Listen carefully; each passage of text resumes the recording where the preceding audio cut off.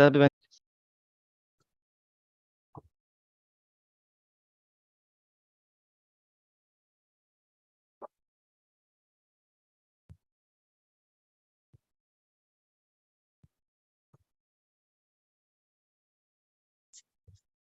I think we lost Mustafa. Yeah, Mustafa is disconnected, right? Yeah. Yeah.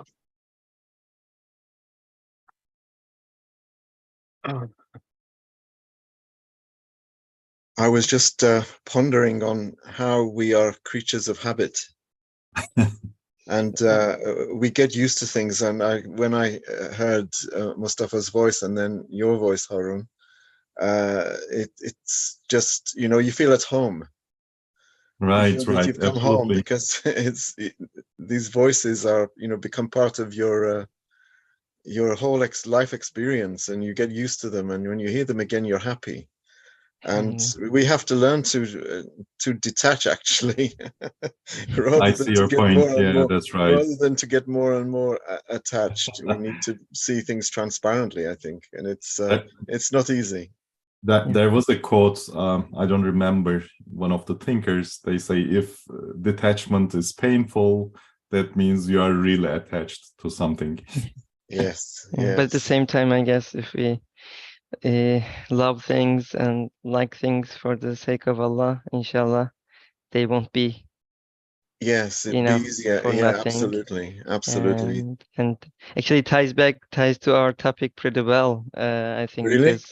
Because yeah, I mean, it is, the good news that are coming out of divine oneness, right? Like in this part, Ustad Said Nursi explains the لا إله إلا الله وحده لا شريك له الملك وله الحمد يحيي ويميت وهو حي لا يموت بيده الخير وهو على كل شيء قدير.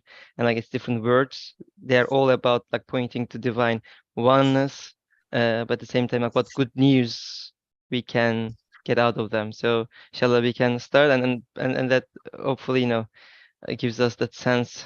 To me, it does give the sense that if there is divine unity, anything in this world, through that light, anything that you're attached is good, because it has continuity, because Allah subhanahu wa ta'ala, and especially like I probably won't get there to this week, but especially around the place where it is he alone grants life and deals death, and he is living and dies not. So it shows that he is the source of everything. Then if he exists, everything exists for us. So alhamdulillah. So I'll start maybe reading. As I said, we probably won't be able to go through all of them this week, but I love this part because it gives so much solace to the heart. It gives so much consolation against all the griefs and things at once. Actually, a personal memory out of this. Someone here in the US had passed away. They are very close relative, and then we were there and we were discussing like what part to actually read from Risale-i Nur, and this part we want to pick, especially around like he alone grants life and deals death, and it really does give a great perspective on what death is, what life is, and why it is all meaningful when you think of it through divine oneness. So inshallah, I'll first start with the Arabic version of the ayah, and it's not the ayah, it's an hadith, but inshallah we'll come to that. بسمه سبحانه وإن من شيء لا يسبح بحمده بسم الله الرحمن الرحيم لا إله إلا الله وحده لا شريك له له الملك وله الحمد يحيي ويميت وهو حي لا يموت بيده الخير وهو على كل شيء قدير وإليه المصير. So this translates as Bismillah ar-Rahman ar-Rahim, in the name of Allah, the Merciful, the Compassionate. There is no God but Allah. He is one. He has no partner. His is the dominion, and His is the praise. He alone grants life and deals death, and He is living and dies not. All good is in His hand. He is powerful over all things, and with Him all things have their end. So I'll read this because it also gives why this phrase is important in the Islamic literature, is that this sentence expressing divine unity which is recited following the morning and evening prayers. Again, in the hadith, it is recommended that it is to be read 10 times each after Salatul Fajr and Salatul Maghrib. Possesses numerous merits. Again, this is through a hadith. And according to an authentic narration, bears the degree of the greatest name. Again, another hadith. Um, um, Prophet ﷺ says, you know, this, when someone read this, this may bear the greatest name, Ismi Azam. It consists of 11 phrases, each of which conveys both some good tidings and a degree in the unity of dominicality, Tawhid Rububiyat, and an aspect of grandeur and perfection of divine unity from the point of view of a greatest name, referring a full explanation of these vast, elevated truths to other parts of the Risale-i Nur in fulfillment of a promise. We shall, for now, write a brief index-like summary of them in 2 stations and an introduction. And inshallah, we will be reading the introduction and the first station in this probably following weeks, but we won't be able to go into the second station. But the first station will be about the good tidings that these words actually provide to us.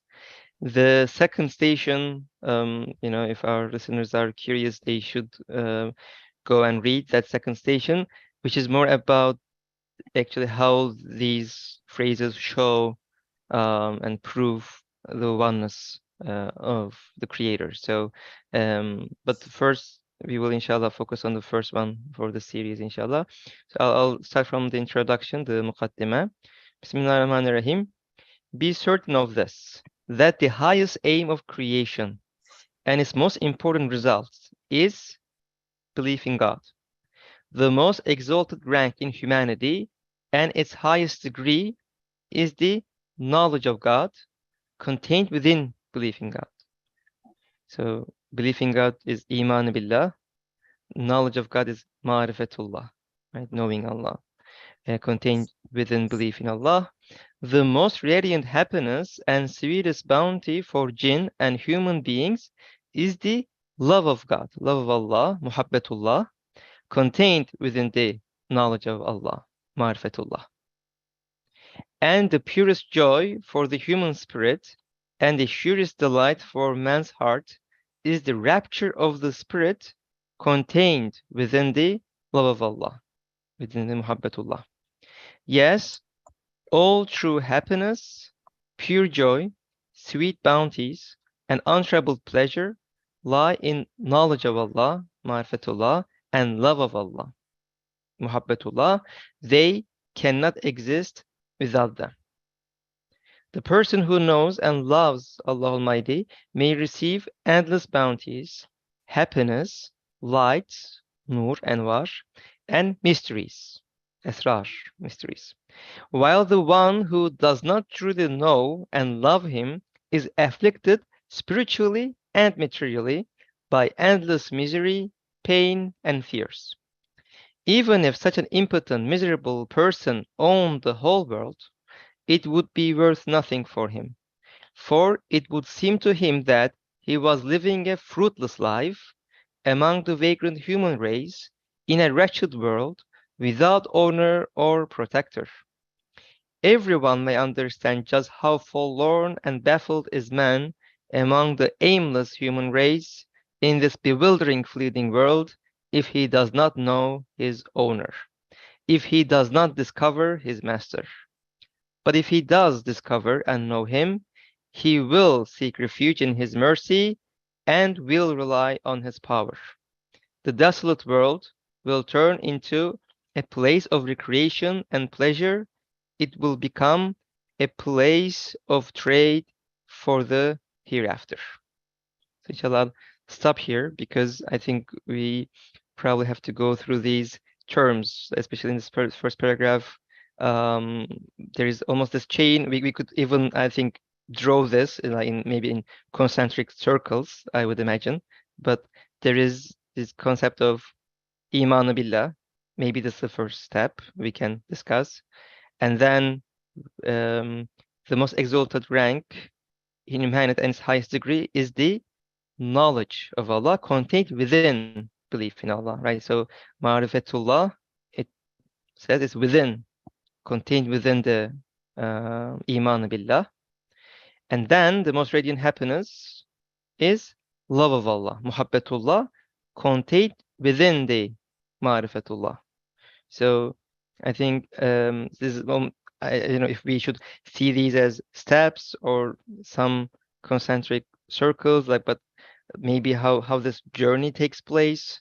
But I think this is an important thing to sort out, and then of course, what type of a fruit these provide. So I know, Harunabi, would you like to maybe start with this week?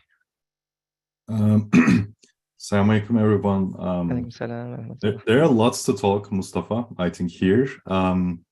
When I first led the Turkish version of this mukaddime, actually the part that we just skipped, this little note that Ustad Nursi draws attention, this part. Actually, over there, it just strikes me like how Ustad Nursi takes tradition, sayings of Prophet Muhammad, peace be upon him, like 400 centuries ago or so, to our day, and it makes, he makes this tradition alive, and in a way he puts it in front of us, in front of our minds, in front of our mind and hearts together, so that I can make sense of it, as well as I can just feel the pleasure in it. So I think this piece is one of them.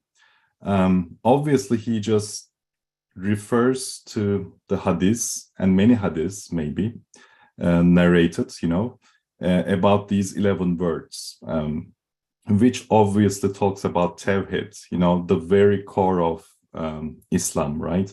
Yeah. So, and here I want to just attract attentions to this wording, Tawhid Rububiyet, unity of dominicality, and also the other word is perfection of divine unity. Actually, in Turkish, it is the first one is about Vahdaniye, right? The first one, not the one. Yeah, I think it's about Vahdaniye. And the other one is perfection through, how was the Turkish of it? The thing that I catched was Ustad Nursi is so coherent. Yeah, thank you for that. Yeah, the wording is Kibriyai Wahdet versus Kemali Wahdaniyet. Yes. Yeah, I think he's very coherent with the terminology. I just noticed. He talks about Kibriya with Wahdet. Like when we talk about unity in terms of Wahid, it is really correlated with Kibriya. Or in other words, grandeur in this we can consider from Jalal perspective. But when you look at the other side, he talks about perfection, and with that he's using Wahdaniyet. Yeah, the word Wahdani actually includes both Wahid and Ahad together. And in Risale-i Nur, to my understanding, Wahid and Ahad together makes perfection. So it struck me from the beginning, his terminology and coherence with the terminology that he uses from the tradition. Maybe too much detail, but this is the first thing that I noticed. Other than this, I think here in the introduction, especially, Ustad is taking our attentions to two main faculties. One is akıl, the other is kalp, intellect and maybe the heart. Yeah. Because he's talking about, again, making sense of this wording, just knowing Allah, and knowing Allah is through main akıl, I would say.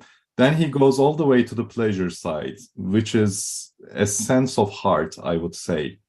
Although this dualistic approach is not very healthy, I understand, but mostly I would say it looks like he's bringing akıl and kalp together in this piece as well. So I want to correlate this iman billah, marifetullah, and muhabbetullah pieces, which corresponding to, you know, spirit, heart, and the intellect. That's my kickoff. Thank you. No, yeah. I mean, that reminds me also that other piece Ustad Nursi explains or mentions, which I don't remember where exactly it is, but he talks about like knowledge going first to intellect, akıl, and then it's like the food is digested and distributed to the rest of the body. Then the knowledge is distributed from the akıl, from the intellect to the heart, to the soul, and the rest. So it's I agree. Like there seems to be like a connection of the knowledge, but that knowledge, I guess, doesn't stay theoretical and turns into a love, from belief to knowledge to love. But yeah, definitely there's a great connection of intellect and heart, I would guess. Colin Hocam, would you want to say anything about these to add, or any other reflections about this part? Bismillah, I can't really say any more, or definitely not any better than Harun has you know, expanded on this introduction at the beginning. He's more or less touched every base.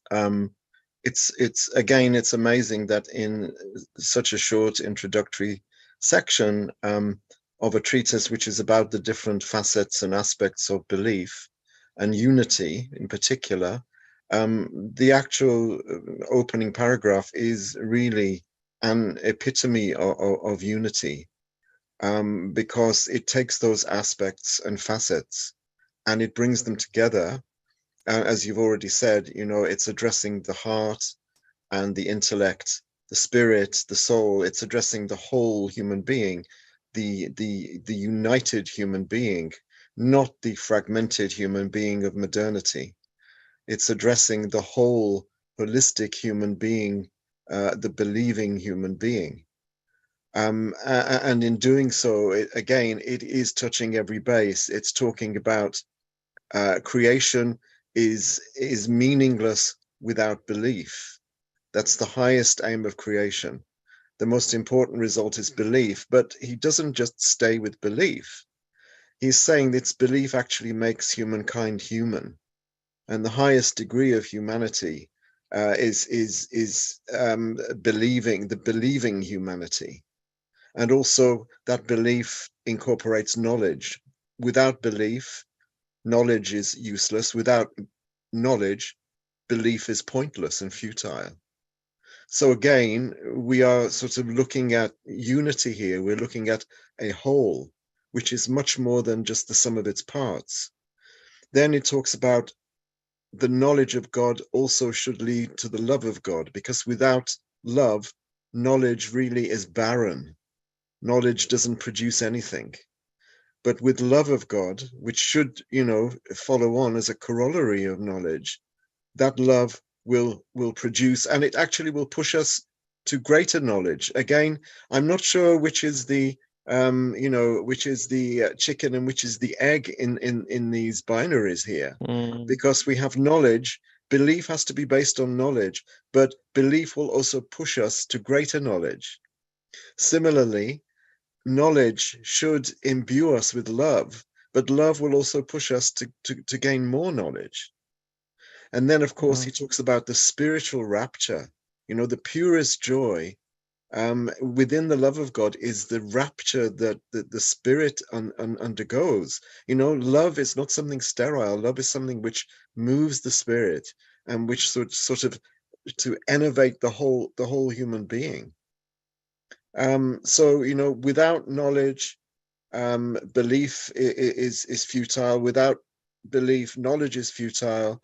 And without love, belief and knowledge are also futile. So what he's doing here is in introducing Allah's unity, all aspects of Allah's unity, he is actually introducing it in a way which showcases that spirit of unity.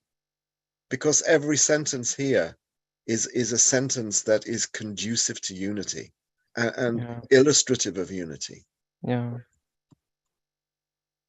Great. Yeah. Awesome. I mean, thanks. I mean, it is indeed, right? These are things that we all need, and we need all of them, looks like, right? Otherwise, they're just either stay theoretical, Yeah, or, yeah. or they're not. It might mean that they are not complete, because, like, I think if you truly know Allah, that means you have to love, because how would you not love such a perfection? Right? That opening paragraph there, Yeah. actually, if it's unpacked, Yeah. it will fill pages and pages. You know, it's just as Yep. you said before. It's so coherent, so cohesive, and you know, it's so on point as well. Okay. All right, and you know, I'll start reading the first station, because, as I said, this will probably take a few weeks, and I would like to, really cover this. And some phrases have shorter, like one paragraph explanations. So if we can go through 2, 3 of them today. Mustafa, maybe before Yes, go moving, ahead. also we can maybe talk about the last sentence of the first paragraph. The Yes. adjectives used here, like true happiness, pure joy. Sure. Especially, I am stuck with untroubled pleasure, you know? For instance, we have entertainment industry, right, these days. And really, we got a lot of pleasure. But at the end of the day, human heart feels pain, you know?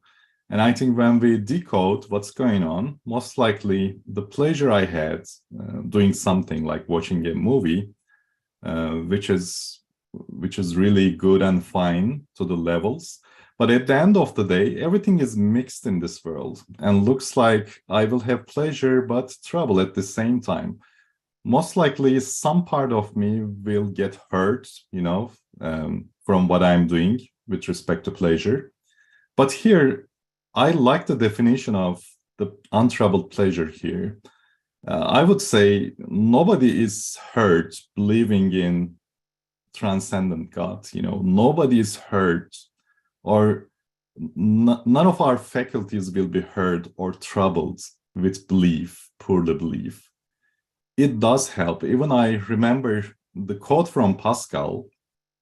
You know, he says, if a man truly believes, then why he disobeys the Creator? If a man does not believe, then why it is only when he submits or when he believes he finds the true pleasure? You know, most of the thinkers can definitely understand this statement very well, I think. And that's, I think, at the very core of the story. Like, belief brings untroubled pleasure, shortly. Yeah.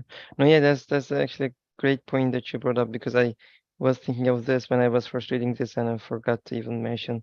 And I think can we maybe tie this to, like, like the unbelief, and and then the statements there, right? Because, for example, something that really um attracted my attention was this fruitless life, right? I mean, it is for an unbeliever, when the life itself is fruitless. I think it could be one thing that troubles all the pleasures, right? That they might be having. So, like, any pleasure that a believer has would be untroubled, because they would know that there is continuation, and there is a renewal of that in the hereafter. But for a unbeliever, even if they have the biggest pleasure, they might imagine, since it is at the end of the day is fruitless to their perspective, I think it will be troubled. Can we? Will we be able to, like, connect these two? You know. Yeah, I think so, definitely. We didn't actually look at the second paragraph, did we? And I'm Yeah, glad that. Yeah, I just read through it once, but we didn't Yeah, really discuss it. Correct. I'm glad that Harun picked that out, and he mentioned, you know, watching a film, watching movies, everything in this world, and I think he also alluded to the fact that truth and falsehood although they're not actually commingled in this world, they appear to be at times, they appear to be amalgamated, and sometimes it's very difficult to pick out the truth from the falsehood. They appear to be blended. Now, we know that they're not blended. Even in this world, they're not blended. And we know that Yawm al-Fasl will be the day on which the truths and the falsehoods will be completely separated. But because they are so close together in this world, and it's so difficult sometimes to distinguish one from the other, I think that any kind of pleasure that we take is always going to be soiled with the, how can I say, the thorns. You know, every rose has thorns. Yeah. You know, the roses of Jannah metaphorically have no thorns. But the roses that we get in this world have thorns with them. And I think this is what Harun was alluding to, that there is a troubled pleasure in the things of Hayat Dunya.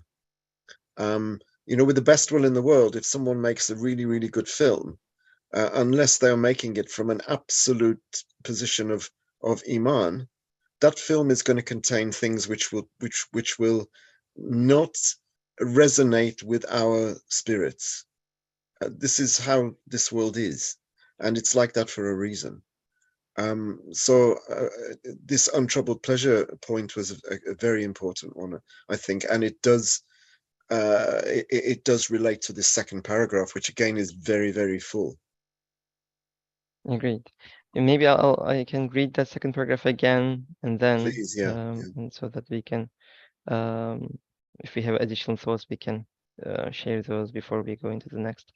So the person who knows and loves Allah Almighty may receive endless bounties, happiness, lights, and mysteries, while the one who does not truly know and love Him is afflicted spiritually and materially by endless misery, pain, and fears. Even if such an impotent, miserable person owned the whole world, it would be worth nothing for him, for it would seem to him that he was living in a fruitless life among the vagrant human race in a wretched world without owner or protector.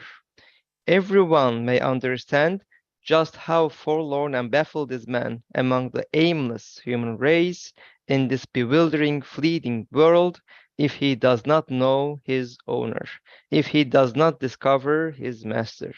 But if he does discover and know him, he will seek refuge in his mercy and will rely on his power. The desolate world will turn into a place of recreation and pleasure. It will become a place of trade for the hereafter. Indeed, it is also pretty packed. It is absolutely packed, and again, it's a kind of epitome of unity, because all of the negativities of human existence are there in that one short paragraph. You know, Yeah. It's absolutely incredible, and I'm always, when I think of how he juxtaposes belief and unbelief, I'm always reminded of Inna al-insana lafi khusr, and the notion of al-hayatu dunya as a place of khusran. By default, it is a place of khusran, and Ustad really paints this picture of khusran so beautifully, and so frighteningly as well, but so beautifully, you know, with his language throughout the Risale, and he's a very good example of it. Yeah. Harun Abi, any reflections after the? Isn't it actually? I felt like with these two paragraphs, we as if read all short words, you know. Yeah, yes. Especially the second paragraph talking about his mercy and his power and a desolate world. So this immediately, these are the wordings in the first words, Bismillahirrahmanirrahim. So we are just submitting to Allah's mercy and power, you know. And once we feel the mercy and the power, actually we feel confident in this world. Otherwise, we started talking about attachments. We are very tragic creatures. So I think the story of human beings my story particularly, it's very tragic when you look, you know, because we just start, you know, being attached to everything, including the people that I love, including my own phases in my life, but everything just passes. Everything is just transient. So with my mind open, I cannot really, I mean, the fitrat, the creation, just search for something sound, robust, and non-passing. And all the qualities in this world is just the opposite, right? So that's a terrible, I mean, that's really very tragic. And I would say this is a drama, you know, and this could win all the Oscars, you know, if we can picture the drama of woman being in the category. But of course, here comes the belief, true belief, strong belief. Then it turns the story down. Then the story becomes a happy story, and it becomes a very, how to say, full of trust, full of hopes, full of good vibes. So the story just turns from drama to a happiness story, I think, with the iman, with the belief. Yeah. It's strange, isn't it? If you asked me to give you a synopsis or a very, very brief summary of belief, what is belief, and what are the implications of belief? What are the implications of unbelief? These two paragraphs actually summarize that perfectly. It could serve as a summary not only of this whole treatise, but maybe of the whole Risale, actually. If you had to crystallize everything into two short paragraphs, you know, this would do it, I think. Yeah, indeed. Absolutely. This is very, I mean, how to say, very, very craft. There's an art here. Yeah. I mean, if somebody read, you know, all the Risale-i Nur, all the pieces, that's an art here to reflect other pieces. It's inspired. It's an inspired art, definitely. Yeah. By the way, on the chat, Errol Abi has given a definition of Marifatullah. I'll read that.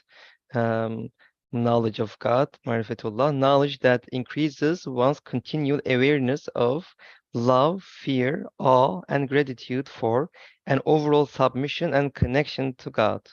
Recognizing God as the one true deity worthy of worship and increasing in knowledge of Him through the reliable sources that connect to divine revelation and by contemplating the manifestation of His names and attributes in the creation. One who excels in the knowledge of God reaches the station of Ma'rifa'ullah. I guess. And there is a quote that he mentioned from Mesnevi Nuriya. If we do not know our creator, owner, and guardian, the delights, pleasures, and adornments of the world, even if they constitute a paradise, are hell. Yes, that is how I saw and tasted. Specifically, is there anything out there to extinguish the fire of compassion other than the knowledge of God? Fire of compassion. That is also an interesting piece, right? I mean, if we are compassionate to other creatures, if we live in a fruitless life, everything going to non-existence, that would certainly, more compassionate you are, more hellish of a state you would be in, which is really interesting. Is that what this means? Because I wasn't quite sure about the meaning there of the fire of compassion. Is it that if you have no belief, your compassion for others would just drive you crazy? Is that what it's saying? That's one meaning I got out of it, and I think it has connections to other pieces, like, you know, loving others for the sake of God, pieces that explain that. There was a statement there, but I remember as their pain would increase basically to the level of their love to each other. So like as they love each other, like for spouses, for example, if they love each other even more, that actually adds more pain because the fear of loss and the pain of thinking about the loss and separation is even more at that state. And probably that is for the compassion, I can personally draw a parallel to that. I know maybe Harun Abi, you also have a thought in that. I think that's totally fine. I mean, I just agree with what you understand. Actually, my mind stuck with this short words, and I was pulling the eighth word, if you remember the story of two men again. And this eighth word is kind of the person, the line just chases after, and there's a well just falling down into the well story. So over there, the person actually, I was checking, the words used over there is that there is something happening, like the lion is chasing after. So it's a fear situation. It's an how to say awesome situation. So, but it says that this situation just brought some thoughts. It's like the intellect he's using for the first time. Like something happening to me, then my mind starts working. Then as the mind starts working, he says that he was curious to know. That's the mind. He was curious to know. Then out of this curiosity, it says that out of this curiosity of knowing who set this, events all together for me uniquely, from this, he just fell in love, with whoever set this story in the first place. So I think what is written here, it just also takes you to the eighth words, to this place. At least it really took me there. And we can say in this life, whenever I'm hit by any occasion, daily occasion, then my mind starts working, and immediately it should just ask for who really has the ownership of all these events happening to me. And this type of questioning should, take me to the realm of muhabbet, love, like who cares about me most, and who sets all these events piece by piece in front of me. Yes, indeed. It is, that definitely is a great piece to connect to. In the eighth word, the process that the second brother goes through in the well, from curiosity to love, and then to actually praying and getting that. So that definitely is a good place to connect. If there are no other reflections, though, I can start the first phrase. Anything from either Harun abi or Colin Hocam? No, nothing to add to what Harun said. Okay, inshallah. So let me start the first station, and inshallah we can go through maybe at least these two phrases.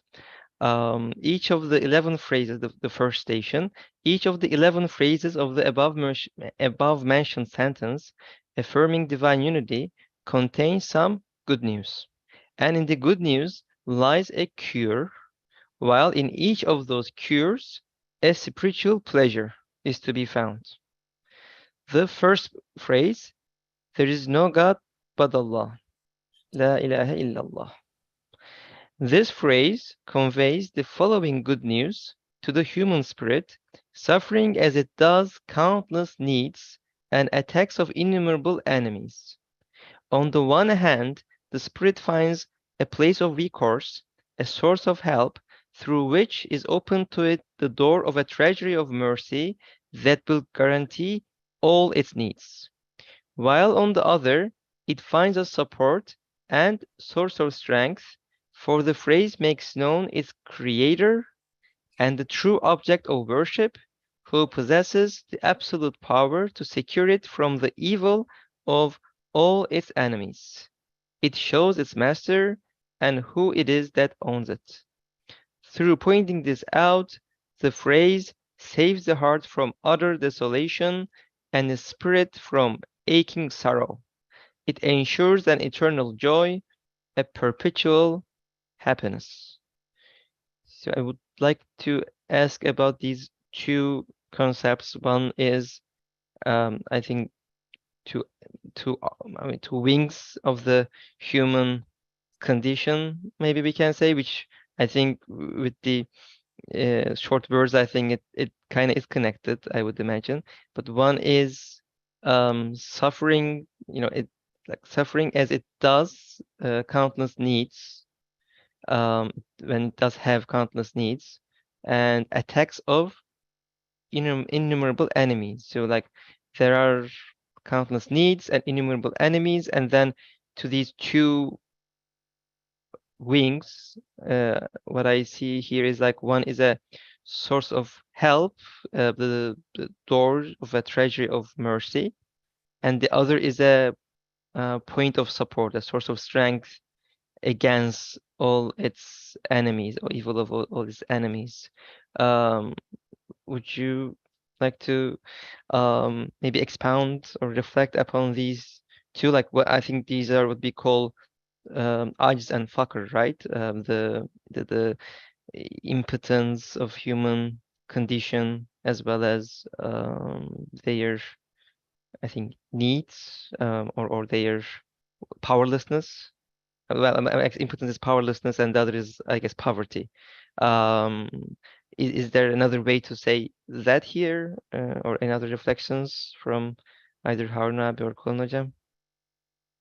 Kulin Hocam, this also reminds us short words, right? There were two wounds of soldiers on the left and right. So yeah, it also reminds me of the first word, because we are all crossing the desert of human existence, and crossing the desert is not easy because we have these countless needs, and I think we have to sort of try to move away from over materializing the notion of need here. Yeah. Because our physical needs are not really, I don't think, the issue. Though obviously we have to realize the source of our physical needs and who is supplying those needs clearly. It's impossible for all of the needs that are being supplied all the time. And if you think about, as we're speaking now, in order for me to speak, countless hundreds of thousands of chemical reactions have to occur inside my body in a way that I have no idea how these take place. So I cannot claim ownership over them, and I cannot attribute the ownership of those acts to inert matter, matter that moves. So that's one aspect of the countless needs. But I think more than anything, what we need as we cross the desert of human existence is we need meaning. We need meaning that can actually give some kind of sense to the very fact that we are ajiz and faqir. Because how can we explain that? The only way we can explain is by submitting to one who is not ajiz and not faqir. And it's only through acknowledgement of that being and submission to that being which can help us, which can be a place of recourse, a source of help, a treasury of mercy, which will not only explain how all our needs are met, but will also satisfy our need for meaning, which is the most urgent human need, I think. Yeah. One thing actually I noticed here, as you said, material versus non-material needs. Indeed, right here it doesn't say human body or human, but it mentions spirits Yes, specifically yeah. as well. Well noticed. Yeah. So I think it suffers probably more than the body with these needs, probably, I would imagine, or it is what makes us feel down, and it is these needs and these need for support. Harun abi, would you like to add anything to that, of this like no, spiritual actually, aspect? Kulin Hocam just said it very beautiful. I just took note of it. We are just crossing the desert of human existence. That's a wonderful statement, and definitely we have this ontological deficiencies to say. Of course, this deficiency can turn out to be our richness. Of course, that's the point. But ontologically, there are deficiencies. That means we are in need of, satisfying our physical or spiritual needs. And we don't have any power to do that. These are the two aspects of our very existence. even the smallest example with our health situation. I was listening to a recent podcast, talking about foods, how to, even, the research says the order of the foods we eat just affects our whole metabolism. And, if we are to visualize what's going on with our eating habits, what's happening, during our daily life, we would be so shocked and surprised. Like I would say, whenever I'm eating something, I'm killing myself in a way, So we are so sensitive, and we are definitely not aware, even a nano scale of it.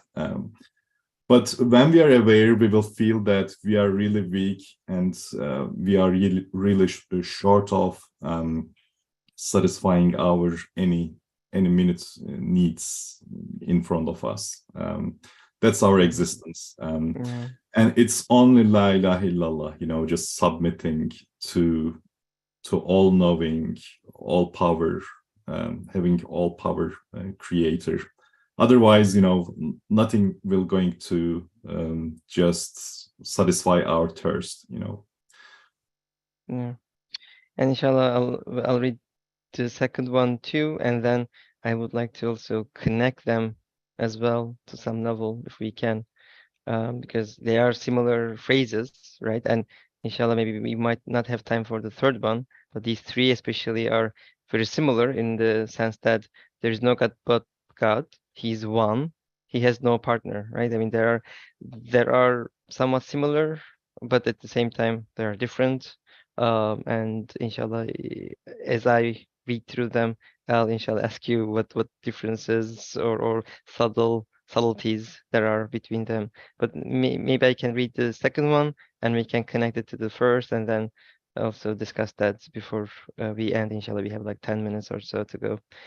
The second phrase, he is one, wahdahu. So we had La ilaha illallah. The second phrase is wahdahu. This phrase announces the following good news, which is both healing and a source of happiness. Man's spirit and heart, which are connected to most of the creatures in the universe and are almost overwhelmed in misery and confusion on account of this connection, find in the phrase wahdahu, he is one, a refuge and protector that will deliver them from all the confusion and bewilderment. That is to say, it is as if he is one, wahdahu, is saying to man, God is one. Do not wear yourself out having recourse to other things. Do not demean yourself and feel indebted to them.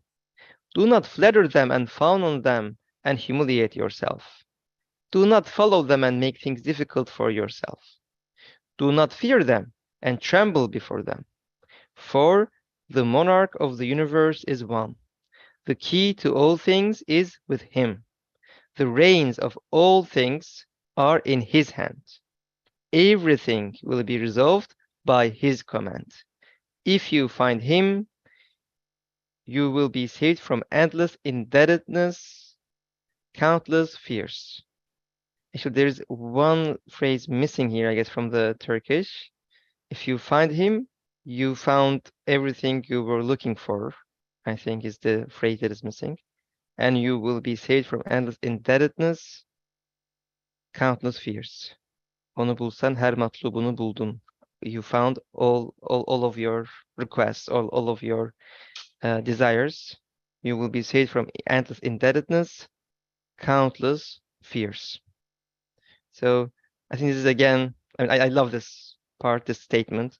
But how shall we connect this, right? Like there's no God but God, and He is one. I think is it just like an emphasizing that point again, or is there something more specific about God being one, actually making things more clear for us in terms of where we go for support? Any thoughts? Yeah, I have a question actually. Yes, go ahead.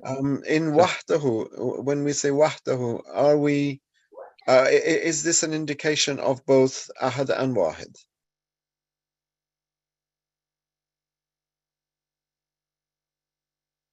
I think the way I understand is Wahdahu is just Wahid. Maybe when he says Wahdaniyet, maybe it's the combination of Wahid and Ahad, but Wahid, it is Wahda. I don't know if there will be any other contribution, but I always read this from Wahidiyya perspective.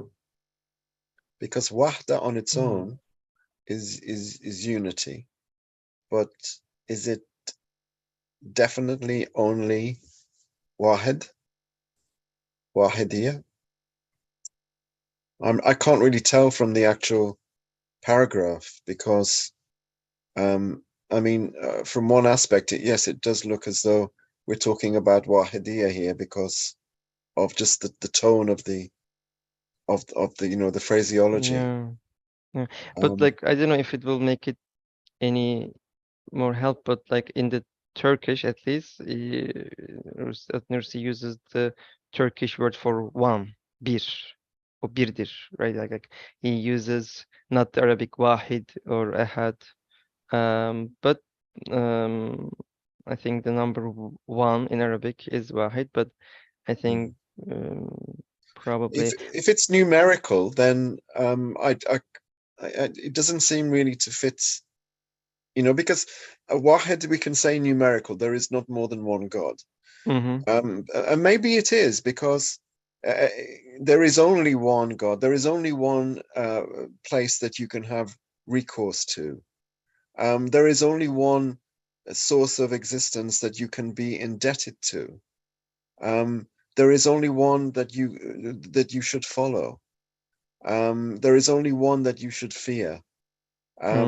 Maybe in that sense, it's numerical and it's not numerical. So maybe maybe my question was a non-question. Maybe it's not really ahad or wahid. Maybe it's a kind of maybe both. Maybe from one aspect wahid, one aspect ahad, but there is only one being that can do all of these things, and to whom that you can go and to whom you can have recourse. And there is only one being who has the keys to all things, the reign of all things. There is only one. So don't tire yourself out looking for other sources of succor, other sources of mercy, compassion, etc., etc. And also to elaborate, maybe actually my perspective is again Wahid's perspective, and I'm trying to connect with the very first opening paragraph, like man's spirit and heart, which are connected to most of the creatures in the universe. Like what I understand, anything that looks, unrelated to me, actually I have relation to. Like whatever happens to someone in the other side of the ocean, I'm affected by it because I have consciousness, I have heart. So everything through my senses affects my own personality, my own realm.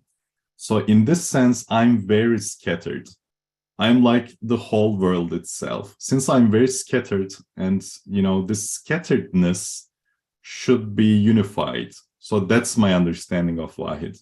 So if I cannot unify the scatteredness of myself in relation to all living and non-living beings, I will be affected by any of them, any movement of anything. So that means I'm in trouble again. It's very tragic for me. But if I can see that, Allah is Wahid, unifies everything, and everything is by his permission, then all these pieces just unite and I can say, okay, I should not worry about this. I should not be fearful about that. And then that gives me satisfaction and I just calm down in a way. That makes sense. That makes absolute sense.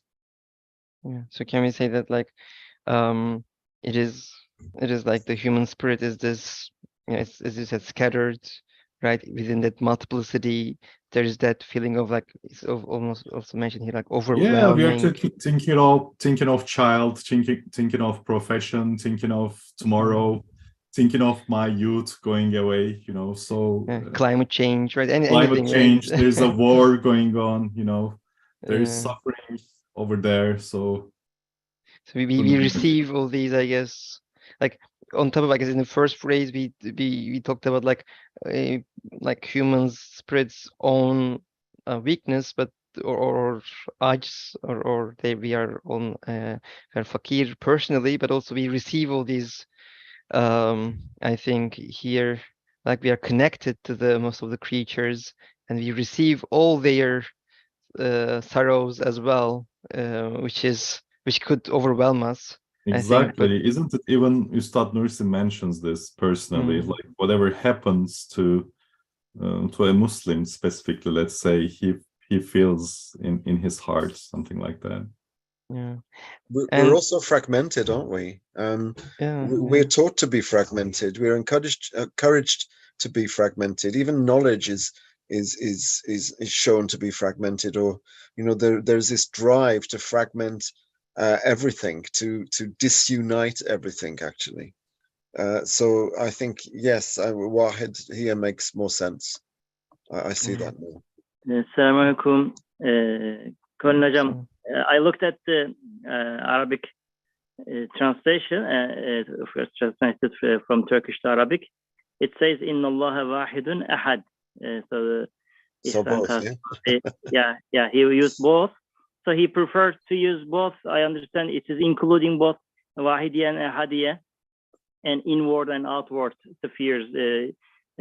So we need to the unity of Allah subhanahu wa ta'ala, singleness of Allah subhanahu wa ta'ala in our inner sphere and outward. So the whole universe needs one creator. In our inner sphere, we need one creator who will listen to us, give whatever we need, whatever we wish. Yes. Thank you for that clarification. Also, in the second station, when he is explaining Wahdahu deeply, he mentions the name Ahad to Wahid, Ahad, Qadir, Murid, Alim, Hakim. He mentions all of them. I think at some level, this includes Ahadiyya too. Okay, nice. Thank you, Fatah. Is actually pretty helpful. And yeah, using other places from the Risale-i Nur to explain this definitely is a good way to get it. But we are basically out of time though. And inshallah we will continue next week, and we can probably read through these one more before going into the third phrase, because as I said, they are kind of related. But any final thoughts before we end, Colin Hocam and Not Harun from abi? me, no. Thank you very much. This is just warm up, really. Yes, yeah, absolutely. Inshallah. Even not tip of the iceberg. Yeah. So Harun abi, maybe would you like to make a dua for us? Oh Allah, just make us feel our weakness and impotence before you, and understand the beauty of this prayer conveyed by our beloved Prophet, peace be upon him.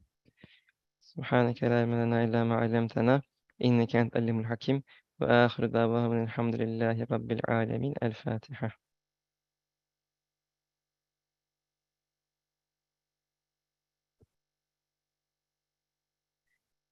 Thank you very much, everyone.